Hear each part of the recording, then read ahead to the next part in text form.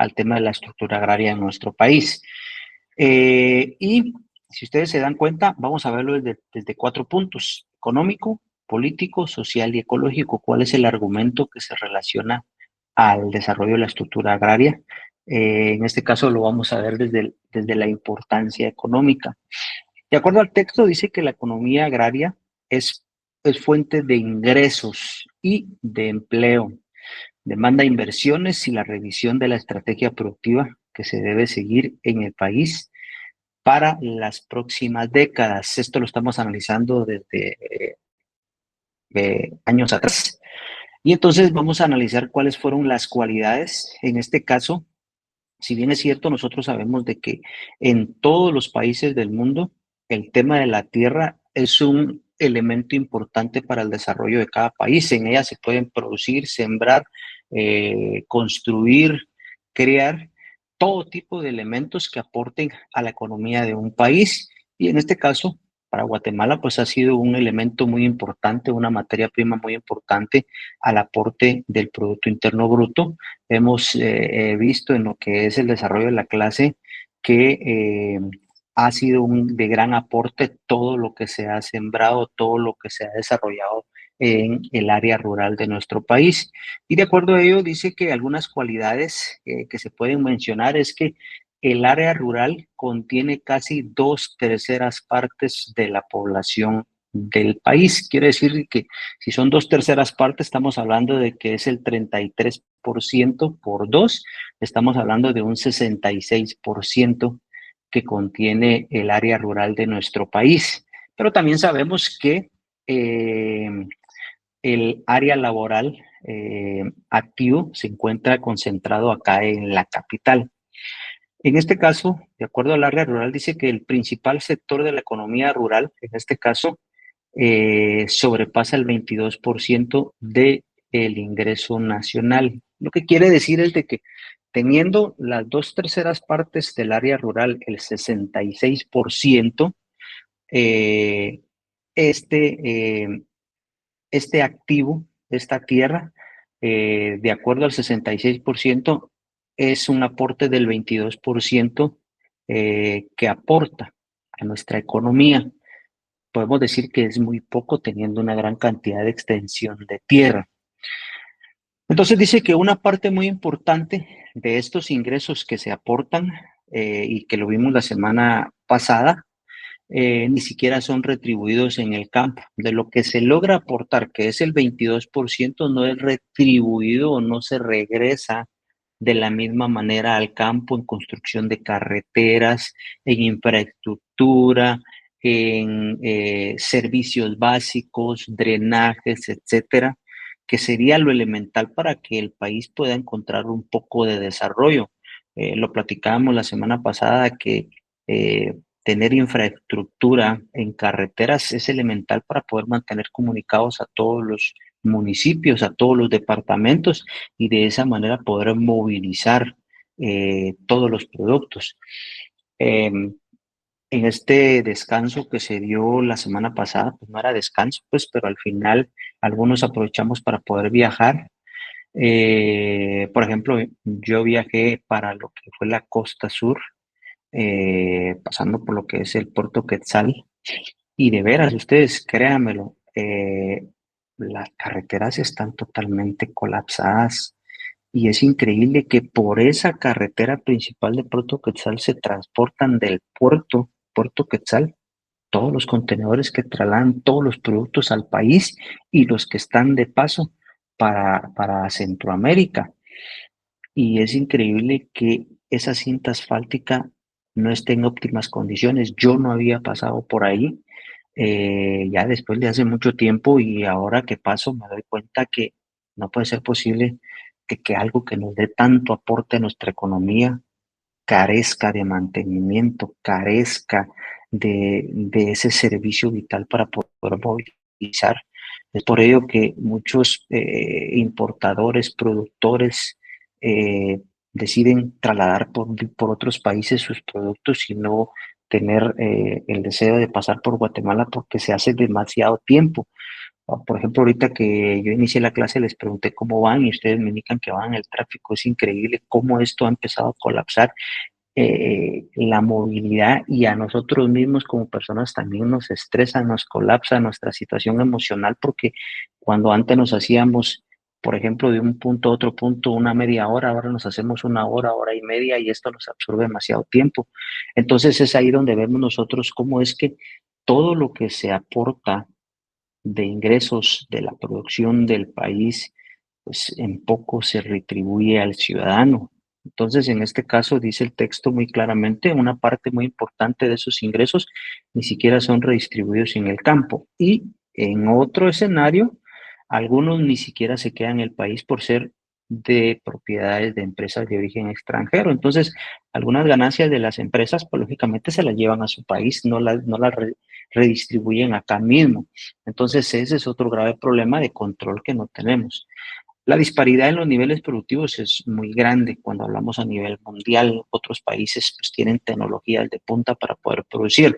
Nosotros carecemos de esa iniciativa. Sí se ha estado tratando de innovar y hoy en día nosotros podemos ver en los ingenios, Ingenio Pantaleón, que muchos lo conocemos, pues ha estado innovando en su sistema de producción, la tecnología que ha utilizado para poder reutilizar todo lo que sobra de la caña, cómo poder hacerlo utilizable en otros productos.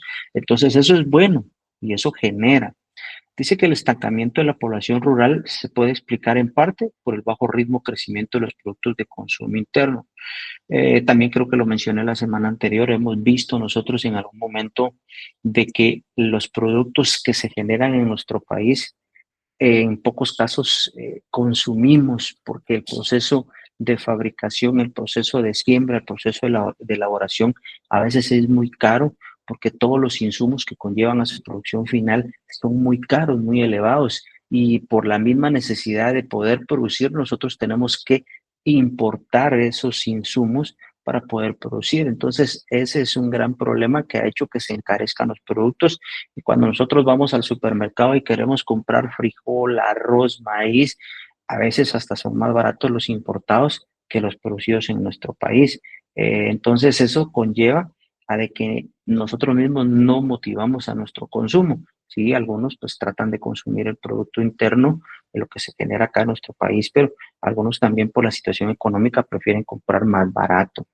Entonces dice que el estancamiento de la población rural se puede explicar en parte por el bajo ritmo de crecimiento de los productos de consumo interno, principal base de la economía campesina, o sea, no consumimos ni siquiera lo que nosotros producimos, por el lento crecimiento de los productos tradicionales de exportación. En este caso, pues hemos visto que con la mano, con los dedos de la mano se pueden contar los productos que hemos exportado, que hasta cierto punto ha sido la principal fuente de empleo del asalariado en el campo, en donde pues las empresas contratan esa mano de obra y de esa forma es que el campesino logra generar esos ingresos para poder mantener a sus familias. Y entonces con esto nosotros podemos decir de que son pocos los productos que se han exportado, pocos los productos que se han generado en nuestro país para poder trasladarlos a otros países. Podemos decir, dentro de ellos, frijol, maíz, café, azúcar, cardamomo, banano, que son de los que realmente han aportado a la economía de nuestro país en lo que va de la historia. Entonces, regresando, pues ese es algo de la importancia económica de lo que genera el área rural en nuestro país y de lo que tiene muy poco apoyo por parte del gobierno central y que también con ello, pues lógicamente merma la posibilidad de ir creciendo. Veamos la importancia política en este contexto de la estructura agraria. La tierra dice que es una fuente tradicional de poder en el país. También lo platiqué en donde pues, el que tiene hoy un su pedacito de tierra, tiene hoy su terreno, pues lógicamente se debe sentir dichoso porque esto le va a generar. La tierra nunca se va a devaluar, sino que al contrario su precio va a ir creciendo. Y si son extensiones de tierra para siembra, en algún momento le va a generar mucho más ganancias sabiéndolo utilizar. Dice que aún subsisten mecanismos políticos que mediante el control de ese importante factor de producción, entre comillas, la tierra, permiten que la cuota de poder y participación en la toma de decisiones que afectan a toda la nación sea mayor para los propietarios de grandes extensiones territoriales. En este contexto, pues creo que lo que nos trata de explicar el escritor en su texto, de que lamentablemente la relación entre los grandes propietarios de tierra y el sistema político, su relación sigue creciendo de una forma en que entre mayor cantidad de tierra tenga este sector, mayor aporte y apoyo va a tener a la política o a los políticos de turno. Se puede decir que de esa manera se mantiene el control y también creo que en algún momento les comenté, nosotros no hemos visto que, por ejemplo, se publique el día de hoy se van a vender ciertas extensiones de tierra para los que deseen comprar. Eso no se da, eso se negocia a lo interno entre los señores terratenientes que tienen el control de grandes extensiones de tierra y entre ellos mismos se sigue manteniendo ese control. Entonces, por ejemplo, si un campesino desea comprar una extensión de tierra, difícilmente la va a obtener, sino que al contrario, va a ser pues obtenida por este terrateniente con poder y máxime si ese poder viene también de algún apoyo político. Entonces creo que nosotros nos quedamos afuera en tener la posibilidad de poder comprar en algún momento una finquita, una extensión de tierra para poder generar. Dice que este poder ha sido empleado para impedir que la sociedad y el Estado encuentren formas modernas y eficientes para elevar la producción, ¿sí? ¿Qué quiere decir en este contexto? De que en algún momento los terratenientes y el Estado han hecho sus negociaciones o han hecho la mancuerna para poder apoderarse un sector apoderado del país, para poder tener el control de las tierras y en otra situación eh, han hecho pues una forma de cómo pues entre ellos mantener ese negocio y no enfocarse en poder producir y poder exportar. Siempre se sigue teniendo el crecimiento económico para este sector, pero no en vías del propio país. Entonces dice que, como dice el texto, este poder ha sido empleado para impedir, entre el Estado y los terratenientes, para poder impedir que la sociedad y el Estado encuentren formas modernas y eficientes de elevar la producción, contribuir equitativamente al sostenimiento de la inversión social y del desarrollo sostenible de la economía. Entonces, fuera bueno que, por ejemplo, si se sigue teniendo este deseo de poder mantener el control de tierras entre ciertas clases sociales, pues por lo menos que se siga teniendo el apoyo para poder producir y generar empleo para los campesinos. En algún momento han existido gobiernos que hacen relaciones con otros países para poder posicionar los productos y que estos sean consumidos en el exterior. Eso pues al final le genera aporte económico al país porque venden más en grandes cantidades y esto pues le genera un ingreso al país y aparte de ello le genera aporte a los campesinos para poder tener un ingreso. Pero eso no se ha hecho por otras figuras que se han manejado tanto en la relación de los dueños de las tierras y el gobierno central. Eh, Otro ejemplo que se puede dar en esta situación es la revalorización de la tierra. Ha permitido que mediante mecanismos mercantiles y formas legales los terratenientes puedan acumular más riqueza en el sector de los servicios financieros sin desprenderse de su relación en la propiedad con la tierra. En lo que va de la historia, Guatemala ha mermado en poder producir en grandes cantidades en el área rural. La tierra ha perdido esa oportunidad por el mismo poco interés que han tenido ciertos gobiernos en poder apoyar a este sector y que pues, sus productos puedan ser colocados, porque ellos han tenido otra perspectiva.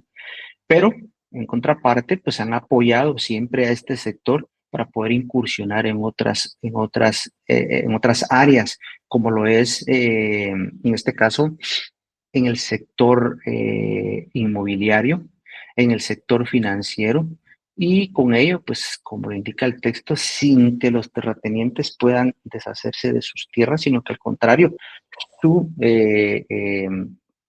sistema económico ha ido creciendo más. Esto lo que da a entender es de que ellos van a seguir siempre creciendo, el sector terrateniente va a seguir creciendo, va a seguir generando ganancias, pero el campesino va a seguir siendo campesino y hasta cierto punto luchando por tratar de poder sobrevivir día a día. En este caso dice que la construcción, negocios inmobiliarios y centros comerciales han fortalecido el poder económico y político de este sector de los capitalistas de origen oligárquico y ahora financiero. Entonces podemos ver nosotros cómo es que también acá en Capital han ido creciendo estos proyectos inmobiliarios, creciendo los proyectos de centros comerciales. Entonces todo esto va relacionado a lo que dice este escritor en relación al desarrollo económico que ha tenido nuestro país. Ahora veamos la importancia social. Dice que la tierra es una de las principales fuentes de conflicto en todos los lugares del mundo, especialmente en Guatemala, que es de donde nosotros estamos enfocándonos, el cual se mantiene latente, siendo siempre causa de malestar entre los campesinos que carecen de esta extensión de tierra, pero que también están excluidos de participar en otras modalidades de ocupación y empleo que les permitan desarrollar sus capacidades y gozar de un nivel de vida con dignidad. Entonces, si bien es cierto, hemos visto cómo el capitalista pues ha buscado las formas de poder generar más riqueza con sus propiedades. El campesino pues, lo vetan o lo dejan al margen, sabiendo que esta persona tiene cualidades particulares para poder producir, sembrar. Lógicamente, pues una de las formas que ha utilizado el terrateniente es la instalación de máquinas o formas más industrializadas de poder generar su producción, dejando al margen al campesino, vetándole la oportunidad de que también pueda especializarse utilizando estas herramientas para poder producir, por el simple hecho de que entre menos mano de obra pague el capitalista, va a generar más ganancia y su producción va a ser aún mayor cantidad. En contraparte, también la utilización de la tierra a veces ya no ha sido tan rentable y la han tenido que arrendar o, en otras instancias, pues trasladar sus inversiones a otros sectores, como lo es el sector inmobiliario, el sector financiero. Pero desarrollado en eso, que impacta a la sociedad, dice que esta situación fue considerada en los acuerdos de paz y de acuerdo al informe de desarrollo humano, los conflictos de tierra en Guatemala tienen múltiples causas, siendo las más importantes las siguientes. ¿Cuáles pueden ser? Bueno, hemos visto cómo es que en nuestro país se han estado ocupando baldíos nacionales, cómo de algún momento se han apropiado de estas áreas. Ha sido un problema que pues han estado ocupándolos sin ningún consentimiento. Hemos también sabido de demandas de tierra por parte de personas desarraigadas, personas que han tenido este tipo de conflictos y complicaciones, que han demandado por tierras. Es otro problema social. Posesión de títulos de propiedad, pero con ubicaciones en otras áreas geográficas debido a engaños de la operación de compraventa. Hemos también sabido que se han hecho negociaciones de ciertas tierras, engañando a la gente de una u otra manera o cambiándoles de dirección sin su consentimiento. Posesión de tierras que pertenecían a los refugiados que retornan. Gente que en algún momento se tuvo que ir del país y pues dejó sus tierras y ahora cuando vienen a darse cuenta ya aparecen otros dueños. Son problemas que se han generado en las tierras. Posesión de tierras con alguna forma de autorización por parte del propietario, principalmente en aquellos casos en que las fincas han dejado de ser productivas. Ese ha sido otro problema en donde también se ha podido otorgar a otras personas con consentimiento de los propios dueños. Invasión de fincas privadas por parte de campesinos sin tierra. Hemos visto en las noticias donde gente ha ido a invadir ciertas tierras sin tener autorización y que corresponden a ciertas personas que tienen en potestad y en poder esas tierras como propietarios. Ocupación de ejidos. Cuando hablamos de ejidos son tierras de uso común o áreas comunales municipales que tienden de carácter de registros catastrales. Hemos sabido de gente que ha investigado y que se ha dado cuenta que hay una cierta extensión de tierra que corresponde al Estado, a la municipalidad, y entonces vienen y los toman porque no tienen ningún registro catastral y se apropian de ello, empiezan a construir y ahí se complica más la operación para poderlos mover de ese lugar. Ocupación de propiedades con documentos privados. Hemos visto de alguna manera cómo algunos profesionales han sido partícipes de esta situación en donde se le ha dado potestad a ciertas personas haciendo documentos, pues podemos decir falsos o que han sido transcritos de manera diferente o en su caso, pues simple y sencillamente los han ocupado sin tener derecho. Usurpación de baldíos por parte de finqueros. En contraparte, hemos visto también esa situación en donde pues algún finquero se da cuenta que sus tierras colindan con baldíos municipales y que en este caso pues no va a tener ningún conflicto con alguna otra familia y lógicamente como son del Estado y el Estado les pone poco interés, se apropian, extienden su área y los empiezan a ocupar. Existencia de dos o más títulos de propiedad sobre la misma tierra, era lo que veíamos en los casos anteriores donde se hacían negociaciones de ciertas fincas que pertenecían a alguna persona y que se tuvo que ir al exterior y cuando regresa su finca ya aparece a nombre de otra persona o sus tierras. Ocupación de fincas por problemas laborales surgidos por incumplimiento en el pago de los salarios o de las prestaciones. Entonces, estos pues, son algunos de los elementos que se hablaron en los acuerdos de paz y que, de acuerdo al informe de desarrollo humano, los conflictos de tierra tienen estas causas que son las más importantes, habiendo muchas más. Ahora bien, veamos lo que es la importancia ecológica. Hoy en día esto ha sido muy sonado y no solamente en nuestro país, esto ha sido sonado a nivel mundial. Nos hemos dado cuenta cómo es que nuestro globo terráqueo ha estado extinguiéndose, ha estado mermando y por muchas circunstancias que nosotros como humanos hemos realizado, nosotros como personas hemos pues tratado de sacarle el mayor provecho a la tierra en algún tiempo, pero ahora nos damos cuenta que solamente sacarle provecho nos empieza a pasar la factura. Lo correcto era pues sacarle provecho, pero también tratar de retribuirle algo para que pues el sistema ecológico se mantuviera. Pero es algo que no se ha hecho. Un ejemplo claro, pues lo podemos ver nosotros con la ley de clasificación de basura acá en nuestro país, pues ha sido derogada por diversas circunstancias, por diversos argumentos, pero que al final quien está sufriendo por este tipo de situaciones es el planeta, ¿verdad? Hemos nosotros sido en algún momento, hemos visto en algunas colonias en donde la gente ni su propia basura puede pagar para que se la recolecten, sino que la saca a la vía principal y cuando nos venimos a dar cuenta con estas lluvias que se están generando, se tapan los tragantes y eso nos empieza a complicar muchas circunstancias. Es falta de orden y falta de importancia de nosotros mismos cómo poder querer a nuestro planeta. Entonces, de acuerdo al texto, dice que la estructura agraria tiene un aspecto de carácter ecológico, dependiendo de la modalidad de la tenencia y la forma de explotación que el hombre haga de la naturaleza. Entonces, esto es un modelo que vienen de los países desarrollados que se han dado cuenta que hay que hacer partícipes a todos para poder generar que la misma tierra vuelva a poder tener todo el saneamiento que debe de tener para poder seguir produciendo.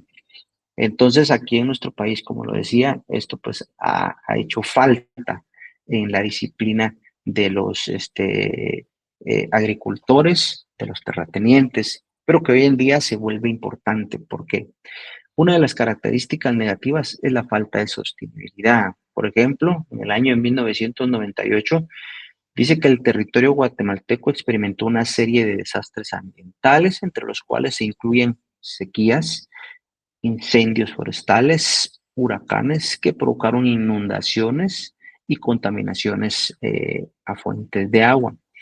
Un claro ejemplo lo podemos haber vivido hace años con el huracán Mitch, que al final todavía sigue latente porque solo imaginemos nosotros que ese huracán hizo estragos en todo el país y que al día de hoy hay secuelas, lugares que ya no se reconstruyeron, puentes que ya no se colocaron o puentes que están en condiciones precarias porque ya no se reforzaron. Entonces, todo este tipo de situaciones es porque nosotros mismos hemos generado eso. Y cuando hablo de nosotros mismos, desde el sector, el sistema político, el sistema social, ha sido una situación complicada, ¿verdad?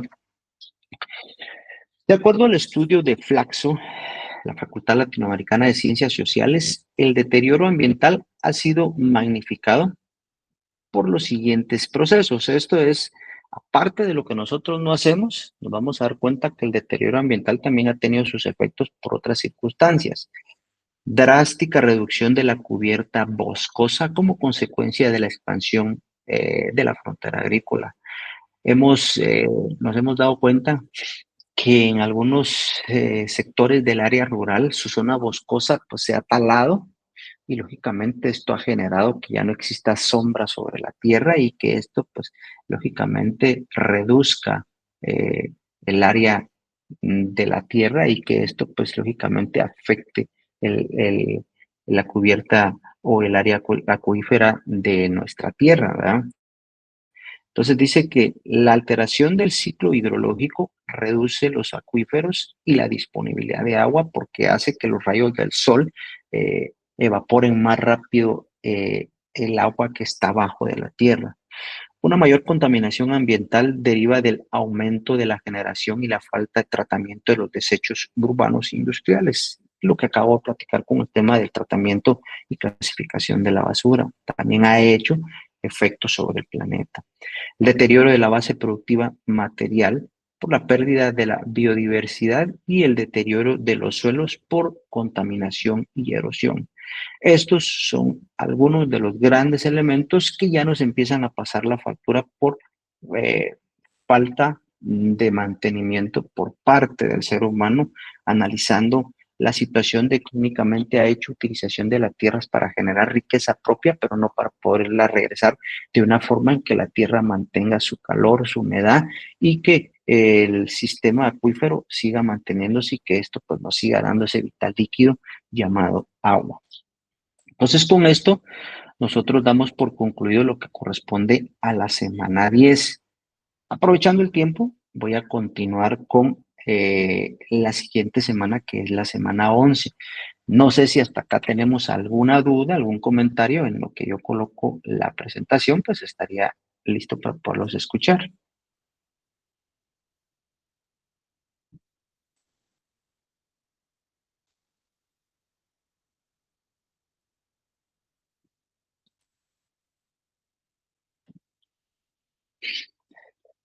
Entonces, me comentan, por favor, si se logra ver la pantalla así rapidito. No se vayan a desviar del tráfico. Sí se logra ver, ¿Sí se logra ahora ver? está en la primera. Perfecto, muchas gracias, don Otto. Ok, entonces, la semana 11. Entonces, ya nos hemos dado cuenta cómo es que la estructura agraria ha ido evolucionando, cuáles son los elementos y los factores, cuáles son las situaciones de que hoy en día, pues, el área rural, pues, esté afectada por la falta de producción. Hemos visto cómo es que los capitalistas, pues, han trasladado su posicionamiento, su poder económico hacia la zona central de nuestro país, invirtiendo en otros sectores y como siempre generando más riqueza para ellos y lógicamente pues el sector de escasos recursos como es el campesino, pues lógicamente sigue pasando las situaciones económicas como se pueden ver o como se suelen ver. Dentro de ello, pues ya hemos visto también que el sector político, el gobierno de turno, pues es un elemento importante para que esto pues trate de funcionar, pero también ha carecido de propósitos, ha carecido de aportes para que el sector agrícola pueda tener ese apoyo. Claro que la semana pasada lo platiqué con ustedes y no mal recuerdo, pero por ejemplo, hemos visto hasta cierto punto cómo es que el salario mínimo en la zona central eh, es una denominación y en el área rural es una denominación un poco menor. Entonces, ahí podemos ya nosotros podemos darnos una idea desde un punto de vista muy general, una desigualdad que puede existir, ¿verdad? Si somos seres humanos, lógicamente comemos, nos alimentamos, nos vestimos, tenemos necesidades básicas. Entonces aquí encontramos nosotros una desigualdad en donde no puede ser justo que en el área central el salario mínimo tenga una denominación y en el área rural sea menos. Pueden haber muchos argumentos, pero desde un sentido común nosotros podemos decir, yo soy ser humano y merezco los mismos derechos que el otro ser humano, por decirlo así. Pero son elementos de debate que podríamos nosotros pasar toda la noche platicando acá y que ustedes me podrían decir, pues por esto y por lo otro, pero al final, desde un punto de vista equitativo, creo que tendría que ser desde ahí igual para todos. Siguiendo con la semana 11, vamos a ver un poquito de cuáles han sido esas etapas del desarrollo de la estructura agraria. Hemos visto algunos elementos, ya los platicamos, ahora veamos esas etapas que han hecho la historia de nuestro país en diversas décadas. Entonces dice, el objetivo de la clase es comprender junto al estudiante de la Universidad Rural de Guatemala sobre las etapas de la estructura agraria de nuestro país, cómo se han venido desarrollando, las cuales buscan solucionar dos problemas interrelacionados. ¿Y cuáles son ellos? Bueno, la concentración de la propiedad de la tierra en pocos dueños. Ya hemos visto por qué es que la propiedad de la tierra sigue estando en pocos dueños, siguen manteniendo el control de este activo y pues la baja productividad agrícola debido a la no utilización de tecnologías e infraestructuras derivadas, en este caso, o a la especulación con los precios de la tierra que impiden su uso productivo. Y aquí, pues, cuando nosotros hablamos de la baja productividad es porque nuestro país tiene una posición geográfica muy bonita en donde nosotros encontramos diversidad de tierras para poder producir ciertos productos, pero hemos carecido de ese aporte o de ese apoyo para que nuestros productos puedan trascender a las fronteras. Hoy en día, como lo he dicho siempre, son pocos los productos y contados con los dedos de nuestra mano que carecen de ese posicionamiento a nivel internacional y que pues podemos decir nosotros se exporta banano, se exporta caña de azúcar, se exportan hortalizas, pero teniendo nosotros una posición geográfica como la que es de nuestro país, Guatemala, en donde encontramos varias estaciones del año, creo que debería de ser aún más explotada esta tierra, debería de ser un mejor aporte a nuestro Producto Interno Bruto, en donde el gobierno debería estar enfocado y ahí generar esa riqueza, generar ese aporte económico, generar ese apoyo al campesino para poder tener trabajo. Lamentablemente, pues han habido otros objetivos que desvían esa explotación de este recurso y como lo dije también, pues todo se concentra acá en la capital. Acá es donde nosotros encontramos la fuente de empleo, en donde vemos que pues el campesino desea emigrar hacia la capital o en el peor de los casos hacia el exterior, porque ahí tiene mejores condiciones económicas para él y su familia. Entonces, esas son las situaciones que vamos a ver, cómo es que la historia ha llevado esta explotación y este desarrollo agrario en nuestro país. Bueno, entonces dice que la estructura agraria, en pocas palabras, se refiere a la organización de la propiedad de la tierra, incluyendo quién la posee, cómo se utiliza y cómo se distribuyen los beneficios de la producción agrícola. La estructura agraria dice que es un factor crucial que incluye las relaciones sociales. Lo hemos visto que ahí es donde surgen los problemas de la sociedad. ¿Quién tiene más poder de tierra? Porque yo no tengo, porque voy a invadir, porque necesito, etcétera. Entonces dice que influyen en las relaciones sociales, económicas y políticas dentro de una sociedad y en este caso dentro de Guatemala.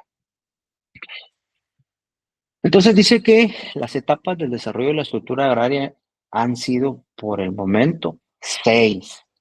Dentro de ellas vamos a desarrollar los antecedentes históricos de la estructura agraria en Guatemala, el periodo de reformas de la estructura agraria de 1944 a 1954, la restauración de la gran propiedad rural, que fue en el año de 1955 a 1961, periodo de expansión económica, que en este caso fue del año de 1962 a 1981, la crisis general de la década de los años 80, que es de 1982 al año de 1986, la modernización y el crecimiento no sostenible que se dio del año de 1987 al año 2002. Y luego van a ver ustedes en su tarea número 2, que ya se las voy a estar, ya va a estar publicada. Vamos a ver nosotros cuál es el impacto que generó la pandemia COVID, que fue en el año del 2019. ¿Qué es lo que ha dejado al país? ¿Qué es lo que le dejó a toda la sociedad? Cosas buenas y cosas malas. ¿Qué se pudo haber explotado? ¿Qué se pudo haber mejorado? ¿Cuál es la otra fase? El paso que dio, pues eso fue a nivel mundial, pero como país, Guatemala, cuál fue el beneficio que pudo haber encontrado de esa pandemia. Entonces, ese es el tema que vamos a ver en la tarea número 2, que ya va a estar publicada después de su segundo examen parcial. Bueno, veamos los antecedentes históricos de la estructura agraria en Guatemala. ¿Cómo fue que Guatemala incursionó? ¿Cómo fue que Guatemala se dio cuenta que podía aprovechar? Y dice que se origina cuando la producción nacional de exportación se vincula al mercado mundial en el siglo XIX. Entonces aquí es donde se dan cuenta de que la tierra es un elemento importante y que ahí se pueden producir, sembrar diferentes productos y que al exportarlos me va a generar mejores riquezas, me va a generar mejor aporte, me va a dar crecimiento económico, me va a dar riqueza. Así es como se vio en esa época y es como se tiene que ver en la actualidad. Dice que se ha considerado que una primera fase del desarrollo del capitalismo fue a finales del siglo XIX, estamos hablando acá en nuestro país, y parte de la Segunda Guerra Mundial. En ese periodo dice que se presentaron importantes cambios de la estructura de producción del país, la cual ha sido eminentemente agrícola. Los cambios se iniciaron con el establecimiento de la propiedad privada de la tierra, la cual era poseída por la iglesia y las comunidades indígenas de ese entonces. Entonces aquí vamos a ver nosotros cómo es que el capitalista se dio cuenta que ahí existía el oro, que ahí existía pues la carnita del negocio en la propiedad de la tierra, que en esa época pues era controlada por la iglesia, ¿sí? Y las comunidades indígenas que tenían ese poder, pero vino el capitalista y lógicamente tuvo esa relación al exterior y se dio cuenta que ahí podía producir. Entonces aquí es donde nosotros nos podemos dar cuenta cómo es que empiezan a cambiar los papeles. Y si bien es cierto en la historia, pues se puede decir que la tierra fue un elemento importante para el Producto Interno de nuestro país, que aportaba a la economía. Hoy en día eso, pues lo he dicho, ha mermado un poco. Ahora son otros elementos, otros argumentos que están generando ese aporte. Entonces, en esta historia dice que el cultivo de banano fue una plantación en clave y por tanto sus efectos sobre la economía fueron mínimos. Imaginemos de que hace años, estamos hablando, de acuerdo al texto, antes del año o por la época de 1944, el cultivo de banano no era tan elemental, pero sí era un cultivo en clave. Hoy en día el banano es un aporte, ya cambió la operación, cómo fue que se enfocó este producto. Dice que el cultivo de café no solo significó el surgimiento de la propiedad privada, es decir, como resultado de la abolición de otras formas de propiedad, principalmente a la gran propiedad territorial de la iglesia y las tierras comunales de los pueblos indígenas, sino que también significó un aumento importante de la demanda de mano de obra, la cual se enfrentaba a una oferta de fuerza de trabajo asalariada muy reducida, pues la existencia de la pequeña propiedad campesina absorbía el trabajo de los campesinos. Entonces, en este texto podemos analizarlo de la siguiente manera. El café en esa época fue el oro puro.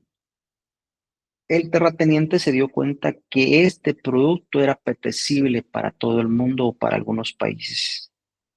Entonces, ahí explotó toda su capacidad, pero le faltaba algo, carecía de algo. ¿Y qué era ese algo? La tierra, donde poder sembrar. Y en esa época, automáticamente, los propietarios de la tierra era la iglesia y los pueblos indígenas eran los propietarios de las tierras. Entonces fue una situación en donde empezó la abolición y la propiedad privada de la tierra surgió, en donde le dieron vuelta a los propietarios de la tierra, pero también carecían de otro elemento, cómo era que iban a sembrar, porque el campesino, pues si bien es cierto, podía aportar su mano de obra, pero el campesino también tenía sus ciertas extensiones de tierra y en donde dedicaba todo su tiempo para su siembra.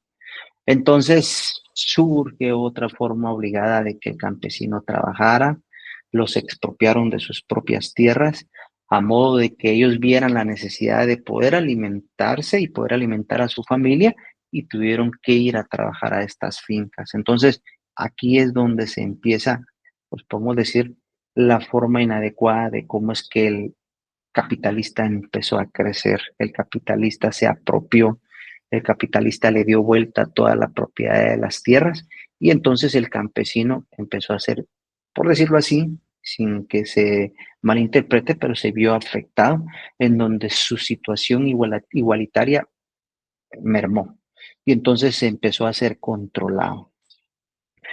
En este caso dice que no podía funcionar el mercado de la fuerza de trabajo, no solo por la oferta limitada de jornaleros, no lo sabía, por lo que ya les comentaba, que muchos jornaleros su tiempo lo utilizaban para sembrar sus propias tierras, entonces no había tiempo para ir a trabajar a las tierras de los finqueros, sino que también por el volumen reducido del capital de los cafetaleros. Era otro elemento en donde no había suficiente economía, capital, para poder tener todos los insumos necesarios para la siembra de este producto.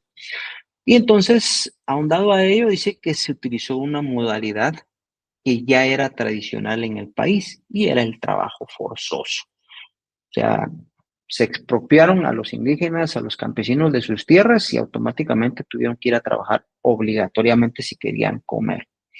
Entonces, dice que las reformas a la propiedad rural permitieron que la propiedad rural se concentrara aún más. Los recursos no se utilizaron para aumentar la producción destinada al comercio interior, sino que fueron utilizados para aumentar la propiedad territorial. Entonces, en ese contexto, el capitalista automáticamente generó más recursos, pero como el café era el oro puro de esa época, a ellos les interesaba tener más extensiones de tierra para poder producir. Entonces, no le dieron vuelta a esas ganancias, cómo poder generar mejores condiciones de pago a sus trabajadores, mejores condiciones de infraestructura, mejores condiciones de vida, sino que al contrario, siguieron manteniendo a sus jornaleros con una paga mínima, con un maltrato y todas las ganancias las invirtieron en seguir acrecentando su posición de tierras. Entonces, esta fue una situación de esa época. Dice que si no fueron utilizados para aumentar la propiedad territorial con el fin de expulsar a los campesinos de las tierras ocupadas y atraerlos hacia las haciendas cafetaleras. Así fue como funcionó el inicio de la estructura agraria en nuestro país, en donde, ya lo decíamos, la iglesia y las áreas comunales eran propietarias de la tierra. Se trajo para acá la producción de café y se dio cuenta que era el oro puro y entonces los finqueros empezaron a expandir su área territorial para poder producir y generar más riqueza. Y en ese contexto carecían de jornaleros y los jornaleros, pues lógicamente, tenían que trabajar sus tierras. Los expropiaron de sus tierras y los obligaron a venir a trabajar a las fincas cafetaleras. Y así fue como se dio la iniciativa de la estructura agraria, en donde se concentraba el poder de las tierras en pocas manos.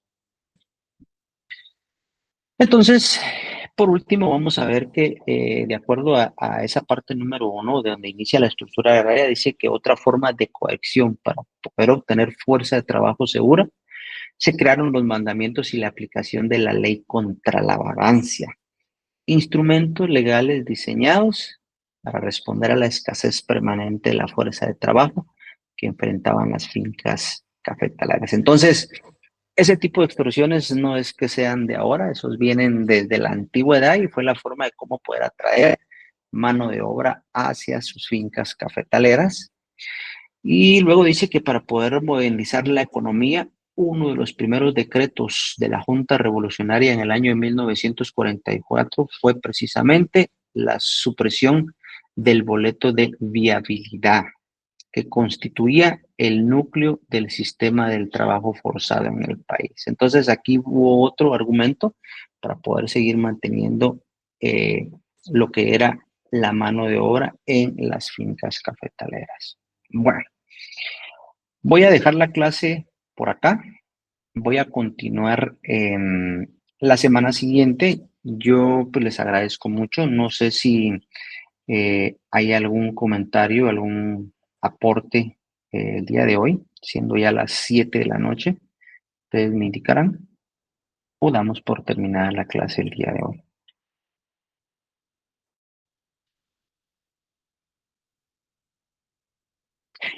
Una preguntita, ¿sí estaba presentando o no estaba presentando? Perfecto, perfecto. Bueno, muchas gracias, pues, maestra Ana Doménica y maestro Otto Monterroso. Les agradezco mucho y entonces los veo la próxima semana y muy agradecidos por su presencia. Gracias igualmente.